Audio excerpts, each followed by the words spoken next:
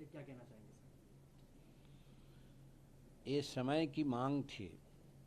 ये बिल पहले आना चाहिए था। जो 2014 के पहले जिनकी सरकारें थी उन्होंने आज 27 वर्ष पहले बिल लाने का काम किया था, लेकिन किसी न किसी रूप में उसको इन्होंने पारित नहीं होने दिया।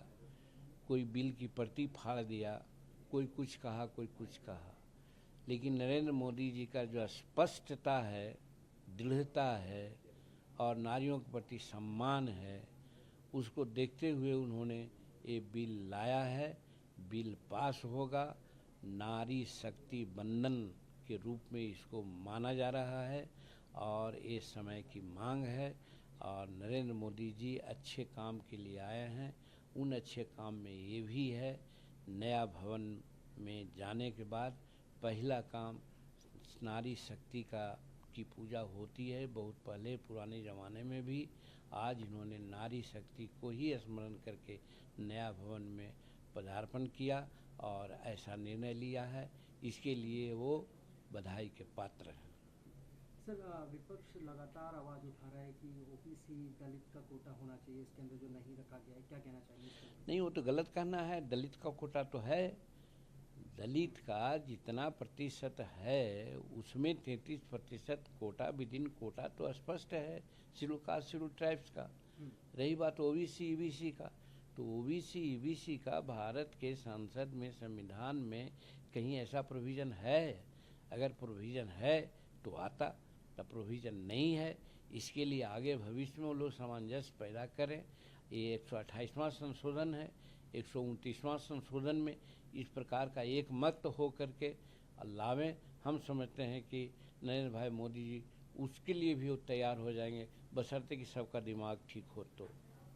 सर, विपक्ष इसको चुनावी जुमला बता रहा है और आम आदमी पार्टी के संजय सिंह ने तो इसको महिला बेवकूफ़ बनाओ विधेयक तक बता दिया गया है। बोला अगर ऐसा है तो 2024 से पहले इसको पारित किया जाए, इसको इम्प्लीमेंट किया जाए। अब वो शब्द का प्रयोग तो हम नहीं कर सकते हैं। अगर उन्होंने कहीं को बेवकूफ़ की बात की है तो हम तो समझते हैं कि इसमें उनकी बेवकूफ़ी एकदम साबित होती है। इसलिए कि ये बिल 2023 में आना ही था, लेकिन 21 में ही ये बात होती, 20 में ही बात होती, तो 2 साल हिंदुस्तान कोरोना के चक्कर में रहा। कब होता है? उसके लिए रोक रखा गया था 2023 तक के। 2023 हुआ, उसमें प्रॉपर समय में लाया गया। नया संविधान भवन, नया विधान भवन में जाने के उपरांत तो वैसी परिस्थिति में तो इनका क्लैरिटी है इनके दिमाग का कि महिलाओं के प्रति हम सोच ठीक है और लाए हैं और सही है कि जो प्रक्रियाएं हैं, अब समूचा देश के राज्य का आधा भाग जो विधायक हैं, विधायिका है, वहाँ से पास होना चाहिए, जनगणना होनी चाहिए, डिलिमिटेशन होना चाहिए। तो ये सब प्रकृत्यात्मक बात है, एक दिन में कैसे होगा? तो ये अगर वो कहते हैं तो उनकी बेवकूफ़ी है जो इस तरह की बात बोल रहे हैं। तो अपने बेवकूफ़ हैं और दूसरे को बेवकूफ़ बनाते हैं। तो इसलिए शुरू कर दिया गया है एकदम दृढ़ता के साथ।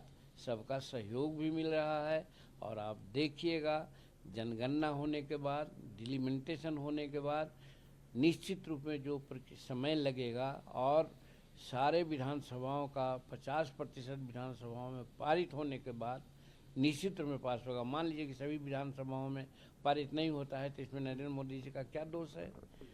तो इसीलिए सबको सामंजस्य बैठाना चाहिए कि विचार हो और सभी विधानसभा का 50% कम से कम विधानसभा पारित करे, डिलिमिटेशन हो, जनगणना हो, तो निश्चित रूप में 26-27 में ये लागू हो जाएगा।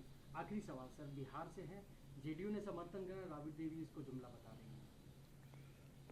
जेडीयू ने समर्थन किया है, इसके लिए उनको धन्यवाद।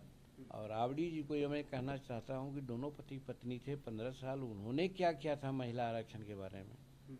यही प्रश्न है हमारा। अगर उन्होंने नहीं किया तो दूसरे पर कहने का क्या उचित है? अपना ऐनक में अपना चेहरा पहले देख लें।